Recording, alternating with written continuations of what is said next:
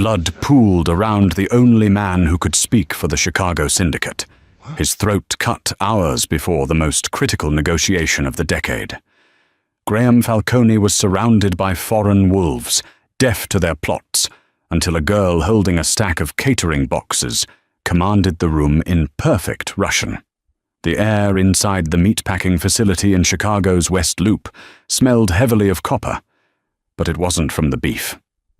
Graham Falcone, the newly crowned head of the outfit, stared down at the lifeless body of his chief advisor and polyglot, Philip. Philip's throat had been opened with surgical precision, his blood seeping into the concrete floor.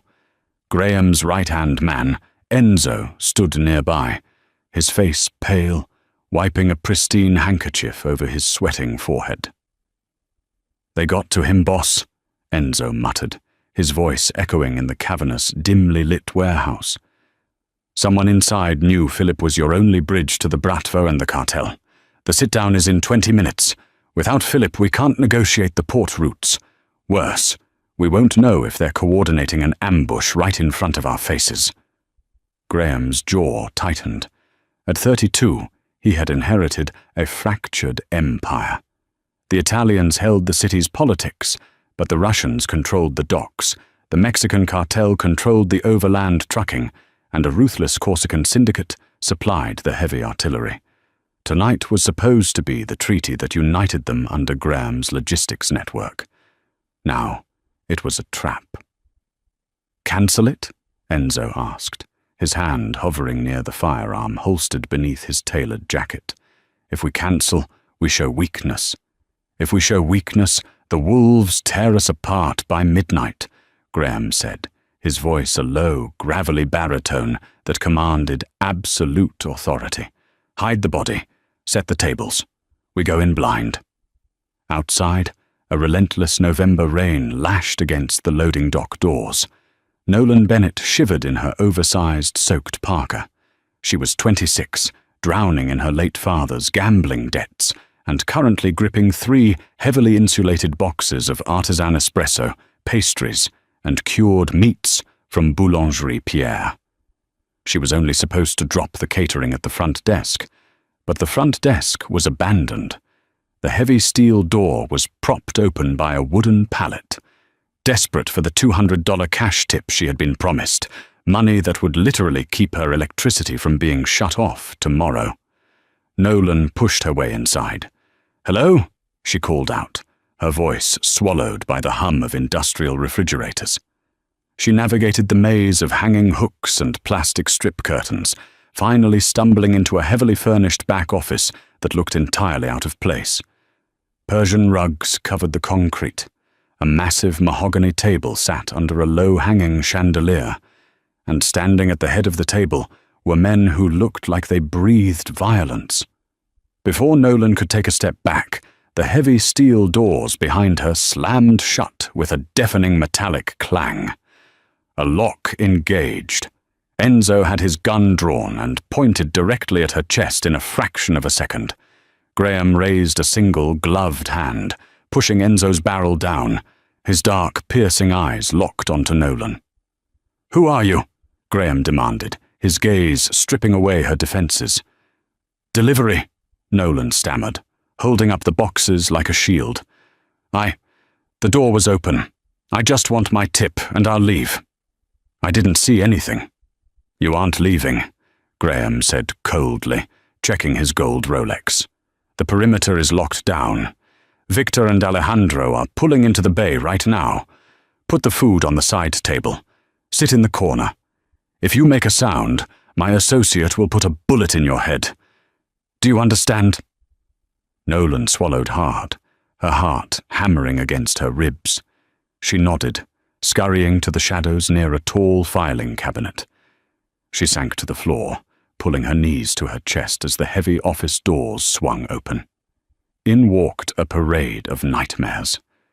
Victor Volkov, a mountain of a man with silver hair and a jagged scar across his cheek, entered with 2 heavily armed guards. A moment later, Alejandro Garza, the slender, impeccably dressed underboss of the Sinaloa faction, strolled in, flanked by his own men. Finally, Laurent Dubois, the Corsican arms dealer, stepped through, lighting a cigarette indoors with utter disregard for the rules. Graham took his seat at the head of the table. He was flying totally blind, surrounded by predators, relying solely on his intuition and the universal language of violence. Nolan watched from the shadows, terrified, but as the men began to speak, her terror slowly morphed into a chilling realization. She understood them. She understood all of them. Growing up, Nolan's father hadn't just been a degenerate gambler. He was a high-end international fraudster who dragged her across the globe, forcing her to assimilate, learn and survive in the underbellies of Moscow, Madrid, Paris, and Rome. She had a sponge for linguistics and a childhood stripped of innocence. As Victor took a sip of his espresso, he leaned toward his lieutenant and muttered in rapid, guttural Russian, "The Italian boy is sweating. When he refuses the 30% cut, wait for my signal. Shoot the guard first, then take the boy alive." Nolan gasped silently, her hand flying to her mouth. Alejandro chuckled at something Graham said, but turned to his own Sicario, whispering in rapid Sinaloan Spanish, "Let the Russians make the mess. When the shooting starts, we take the docks for ourselves. Kill them all. Even the Corsican." Laurent, puffing his cigarette, murmured to his bodyguard in French, "They are all fools. The explosives are already wired to their vehicles outside. We just need Graham to sign the check first." Graham sat firmly in the center, his face a mask of stone, completely unaware that he was a dead man sitting in a room full of ghosts. He tried to steer the conversation in English, pushing a ledger across the table. "The roots remain under my family's protection," Graham stated firmly. "You get your 20%, as agreed with my father." Victor smiled, a cold, predatory grimace, and reached inside his jacket. Alejandro's men subtly shifted their weight, hands dropping to their waistbands. They were going to kill him. Right now. And they were going to kill her, too, because she was a witness. The tension in the room snapped tight like a garrote wire. Victor's hand was still inside his coat, his eyes locked on Graham with hollow deadliness. Graham's muscles coiled. He could read the body language, even if he couldn't understand the muttered Russian commands that had preceded it. Enzo's hand was already on the grip of his pistol. Bloodshed was seconds away. Nolan didn't think. It was a survival instinct, forged in the chaotic, dangerous life her father had subjected her to. If Graham died, the room would erupt, and she would be collateral damage. She stood up. The sudden movement drew every eye in the room. 5 guns immediately pointed at her from different directions. "Put the gun away, Victor," Nolan commanded. Her voice wasn't shaking. It rang out in flawless, commanding Russian, specifically the harsh, clipped dialect of the St. Petersburg underworld. Victor froze, his hand halting inside his coat. He stared at the girl in the damp parka, as if she were a ghost. Before anyone could recover, Nolan whipped her head toward Alejandro. "No te atrevas," she snapped, in perfectly accented Spanish. "Don't you dare! If your men draw their weapons to let the Russians do the dirty work, you won't make it back to the border. He knows your plan." Alejandro's smirk vanished instantly, replaced by sheer shock. Graham sat perfectly still, his heart pounding a violent rhythm against his ribs. He didn't turn to look at her, maintaining his alpha posture, but his mind was racing. The delivery girl? Nolan stepped forward, walking directly into the center of the crossfire. She looked at Laurent, the Corsican, and spoke in elegant, rapid French.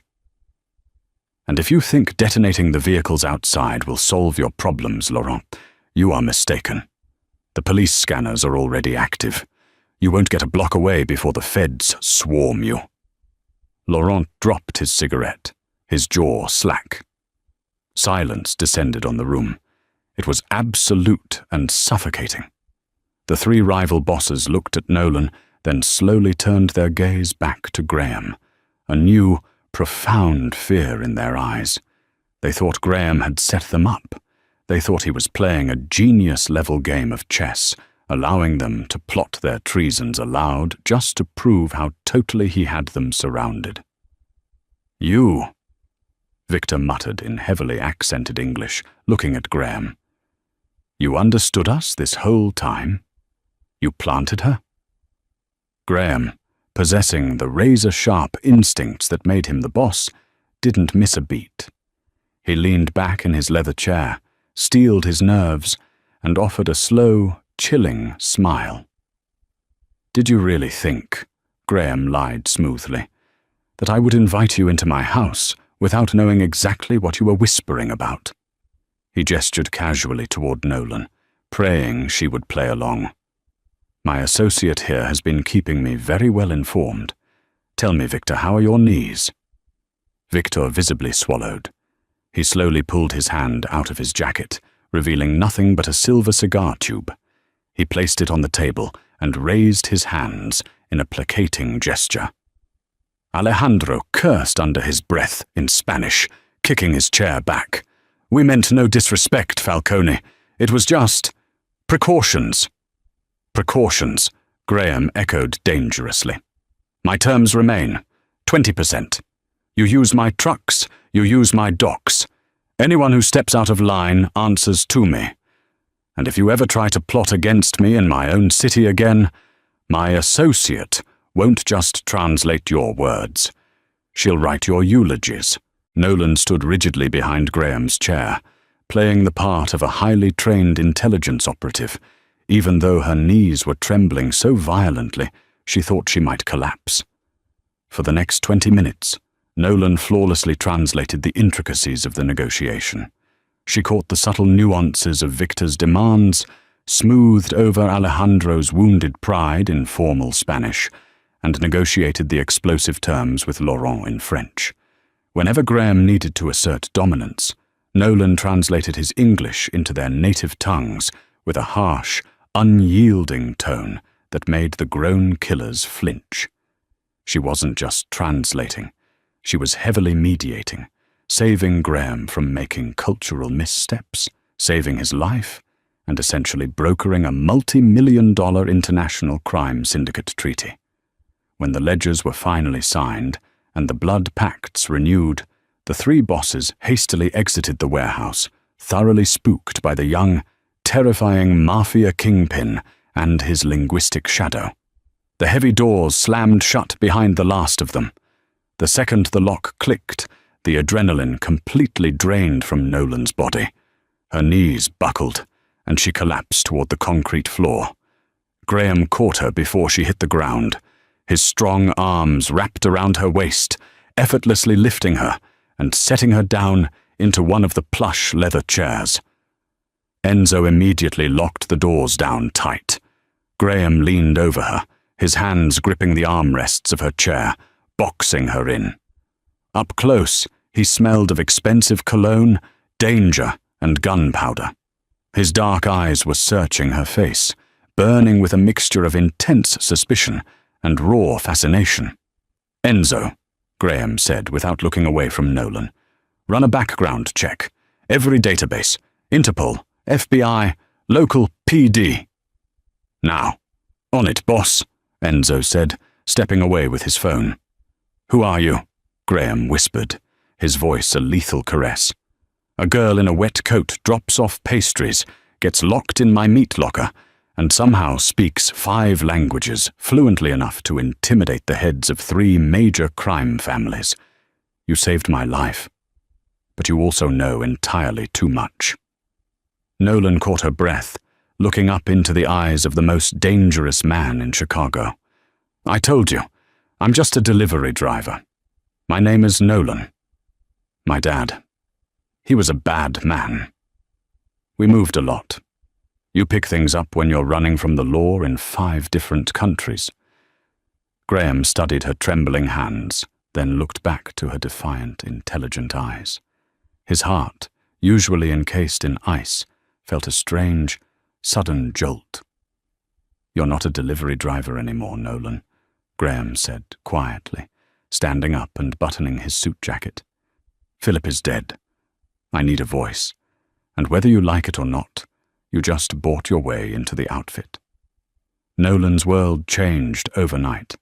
The $200 tip she had desperately sought was replaced by a life she could never have fathomed. Graham Falcone did not ask for her loyalty. He demanded it, locking her inside his impenetrable world.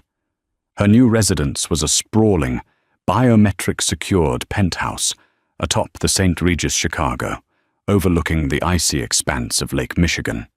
Her wardrobe of thrift store parkas was incinerated, replaced by tailored Tom Ford suits, Hermes silk scarves, and understated Prada heels, the uniform of a woman who spoke for a king. But it was a golden cage, and Nolan knew it. 3 days after the warehouse incident, Graham summoned her to his private study. The room smelled of old leather and expensive scotch. Sitting across from Graham was Tommy Gallagher, a notoriously violent Southside loan shark to whom Nolan's late father owed $80,000. Tommy looked visibly terrified, sweating through his cheap tweed suit. Graham didn't look up from the financial ledger on his desk. He simply pushed a thick manila envelope across the mahogany surface. $80,000 in unmarked bills, Graham said, his voice a low, gravelly threat. Plus 20 for your silence. Miss Bennett's debts are cleared. If you, or anyone from your crew, ever look in her direction again, I won't send Enzo to break your legs. I will personally feed you to the incinerator at the docks. Do we have an understanding?" Tommy swallowed hard, snatched the envelope with trembling hands, and nodded vigorously. "Yes, Mr. Falcone, crystal clear." When Enzo escorted the loan shark out, the heavy oak doors clicked shut, leaving Nolan alone with the boss of the outfit. She stood by the floor-to-ceiling windows, wrapping her arms around herself, despite the warmth of the penthouse. "You didn't have to do that," Nolan said softly, looking at the city lights reflecting off the black water of the lake. "You belong to the family now, Nolan," Graham replied, walking over to a crystal decanter and pouring 2 glasses of Macallan. He handed one to her, his fingers brushing against hers. The brief contact sent a jolt of electricity up her arm. "The outfit protects its own. You saved my life in that warehouse. I take care of the people who keep me breathing." Nolan looked up into his dark, storm-filled eyes. The ruthless killer she had seen at the meatpacking plant was somehow different in the quiet of the night. There was a profound exhaustion in him, a heavy loneliness that came with wearing a crown forged in blood. "I'm just your translator, Graham," she whispered, her heart fluttering as he stepped fractionally closer. "You are my voice," he corrected, his gaze dropping momentarily to her lips. "Before you, I was deaf to the vipers in the grass. Philip was a good man, but he was compromised. You are an outsider. You have no allegiances to the Bratva, the cartel, or the Corsicans. I trust you, Nolan. And in my world, trust is far more dangerous than love." The romantic tension hanging between them was palpable, a heavy, intoxicating fog. But Graham, ever the disciplined tactician, stepped back, clearing his throat. "I need you to listen to something," he said, shifting back into business mode. He walked to his desk and opened a highly encrypted laptop. Before Philip was murdered, he was recording intercepted radio frequencies from the docks. He suspected we had a mole, someone high up in my own family, who was selling our shipping schedules to Laurent's Corsican mercenaries. Philip was killed before he could translate the audio. Nolan sat at the desk, slipping on a pair of noise-cancelling headphones. Graham pressed play. The audio was garbled, filled with static and the sound of crashing waves. But beneath the interference, 2 voices were speaking in rapid, hushed French. Nolan closed her eyes, letting her brain automatically decrypt the linguistic puzzle. Her father had dragged her through the slums of Marseille for 2 years. She knew the Corsican underworld slang perfectly. "The shipment of automatic weapons arrives at Pier 49 on Thursday," the first voice said. Nolan recognized it immediately. It was Laurent's lieutenant. "Understood," the second voice replied. It was a man attempting to speak French, but his accent was heavily American, specifically a thick, working-class Chicago inflection attempting to mask itself.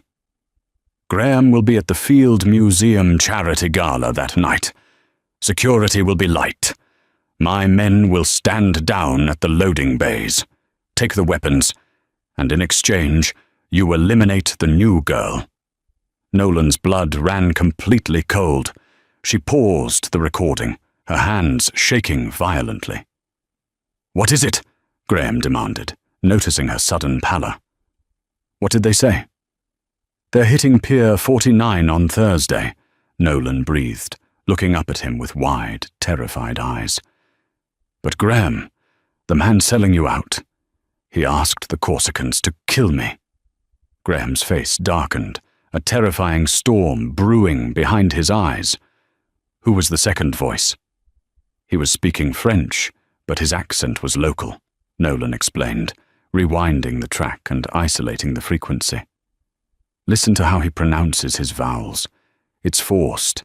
He has a slight lisp on his consonants. I've heard this voice before, Graham.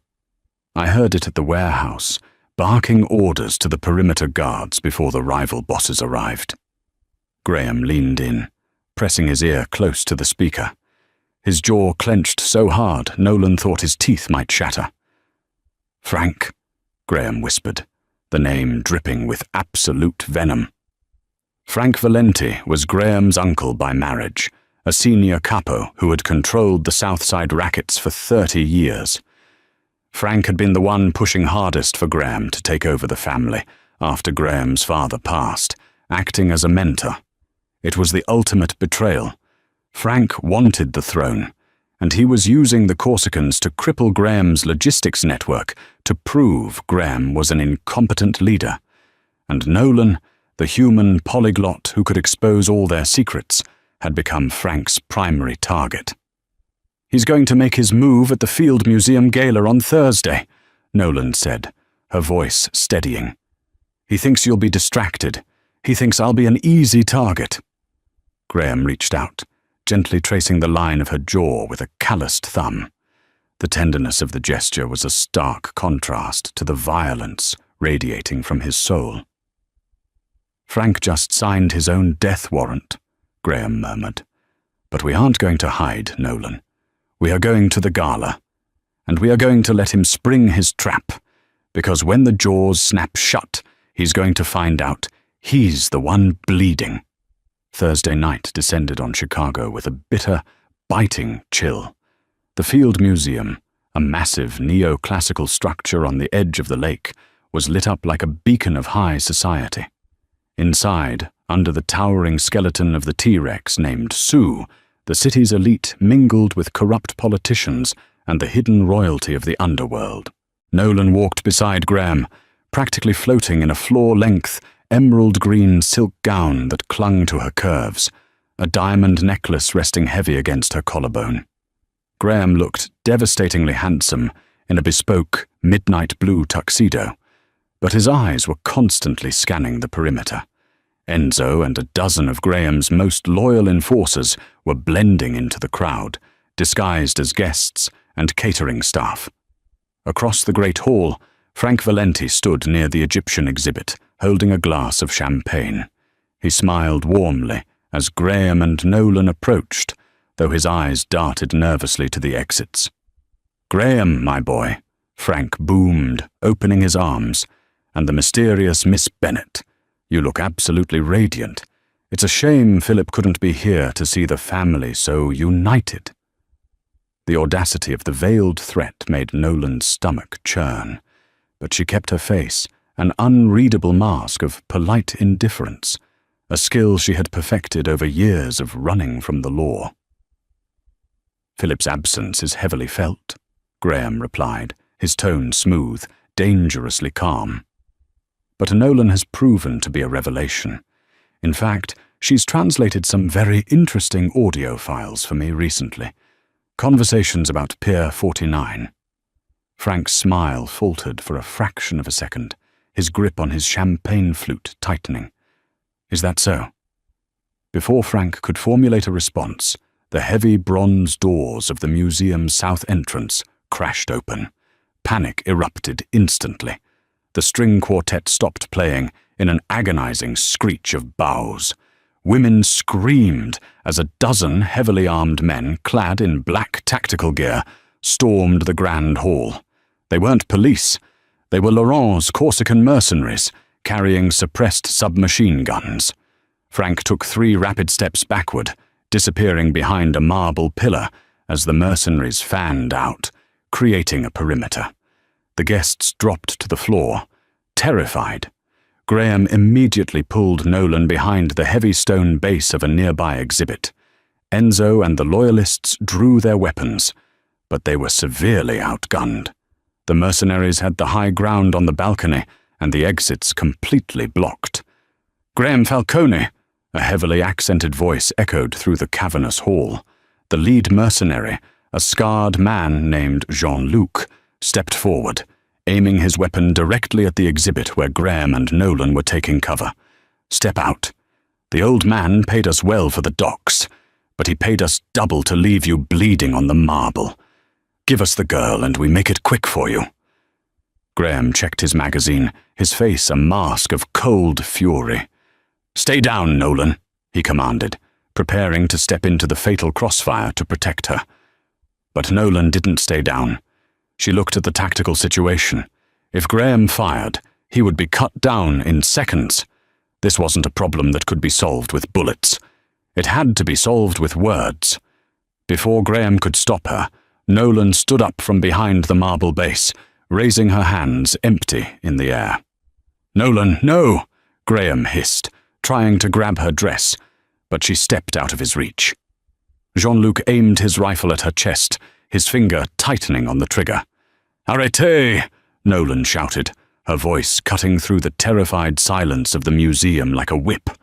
Her French was flawless, laced with the specific, authoritative street slang of Marseille that these men respected. "Frank Valenti is a dead man walking. He cannot pay you what he promised."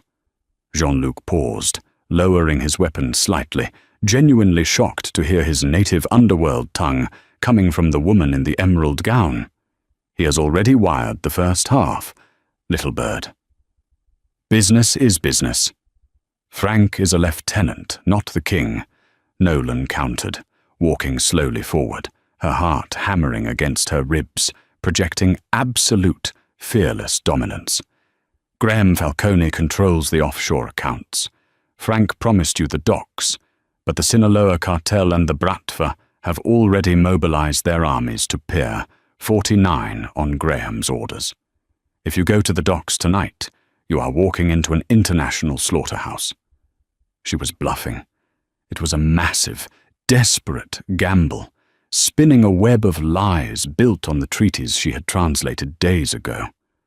But she spoke with such unwavering conviction, referencing specific gang tactics and account structures that the Corsicans hesitated. "And the money?" Jean-Luc asked, his eyes narrowing with greed and suspicion. "Look at my phone," Nolan said, pulling her device from her clutch. She tapped the screen and held it up. It displayed the master ledger of the outfit's Cayman accounts, a screen Graham had given her access to that very morning. "I am the signatory. Stand down, drop your contracts with Frank, and I will wire triple your fee into your accounts right now.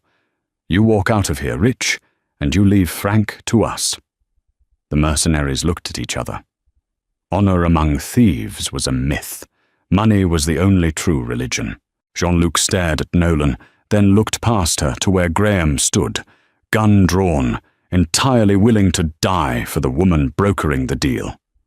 Jean-Luc slung his rifle over his shoulder.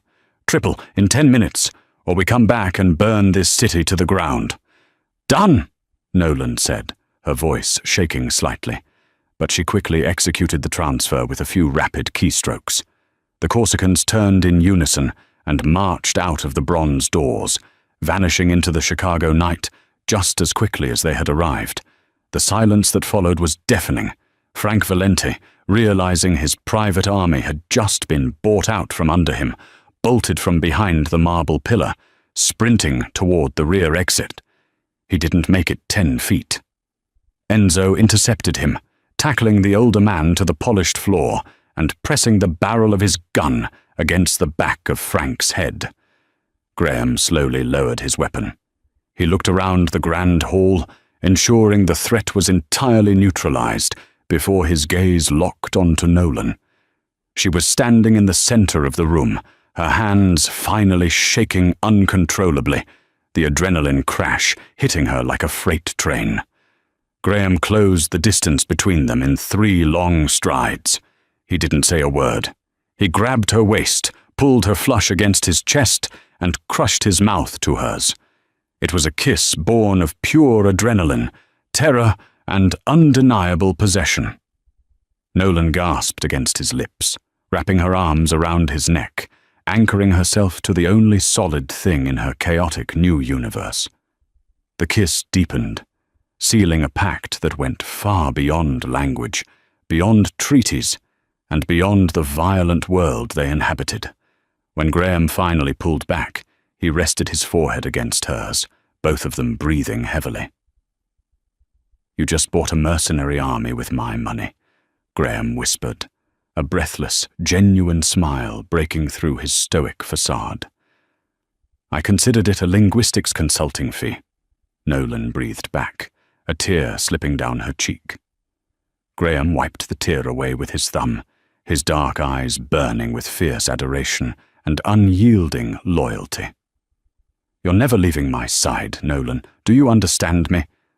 "Never." "I wouldn't know how to ask for directions out of here anyway," she smiled. The blood on the warehouse floor had dried, but the empire built upon it was stronger than ever. Nolan Bennett was no longer a desperate delivery driver, running from her father's ghosts. She was the undisputed queen of the Chicago outfit, the polyglot who possessed the keys to an international underworld. Graham ruled with an iron fist, but everyone knew it was Nolan's voice that truly commanded the shadows.